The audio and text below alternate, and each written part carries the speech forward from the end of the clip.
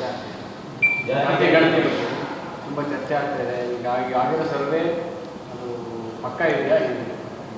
ಎಲ್ಲರ ಮನಸ್ಸಿನಲ್ಲಿ ಈಗಾಗಿರುವಂಥ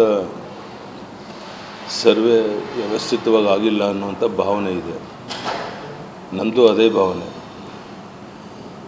ಸೊ ಅದಕ್ಕೋಸ್ಕರ ಹೊಸದಾಗಿ ಒಂದು ಜಾತಿ ಗಣತಿ ನಡೆಸಿ ವಾಸ್ತವಿಕ ಸ್ಥಿತಿಯನ್ನು ಜನರಿಗೆ ತಿಳಿಸಬೇಕು, ಆ ಪ್ರಾಮಾಣಿಕ ಪ್ರಯತ್ನ ಮಾಡಬೇಕು ಅನ್ನೋಂಥ ಒತ್ತಾಯವನ್ನು ಈ ಸಂದರ್ಭದಲ್ಲಿ ಸರ್ಕಾರಕ್ಕೆ ಮಾಡ್ತಾರೆ. ಧನ್ಯವಾದ. ಪದಾಧಿಕಾರಿಗಳ ಪಟ್ಟಿ ಬಿಡುಗಡೆ ಆಗಿದೆ ಸರ್. ಪದಾಧಿಕಾರಿಗಳ ಪಟ್ಟಿ ಭಾಳ ಮುಂದಾಲೋಚನೆಯನ್ನು ಮಾಡಿ ಪ್ರಧಾನಿ ನರೇಂದ್ರ ಮೋದಿಯವ್ರ ಜೊತೆಗೆ, ಅಮಿತ್ ಶಾ ಜೊತೆಗೆ, ರಾಜ್ಯಾಧ್ಯಕ್ಷ ನಡ್ಡಾಜಿಯವ್ರ ಜೊತೆಗೆ ಮಾತಾಡಿ ವಿಜಯೇಂದ್ರ ಅವರು ನಿನ್ನೆ ಪದಾಧಿಕಾರಿಗಳ ಪಟ್ಟಿಯನ್ನು ಫೈನಲೈಸ್ ಮಾಡಿ ಈಗಾಗಲೇ ಪಟ್ಟಿ ಬಿಡುಗಡೆ ಆಗಿದೆ.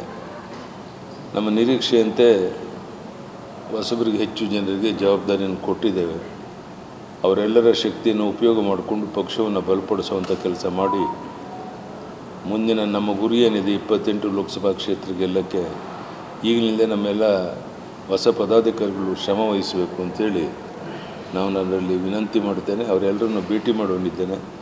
ಅವ್ರಿಗೂ ಸಹ ವಾಸ್ತವಿಕ ಸ್ಥಿತಿಯನ್ನು ತಿಳಿಸಿ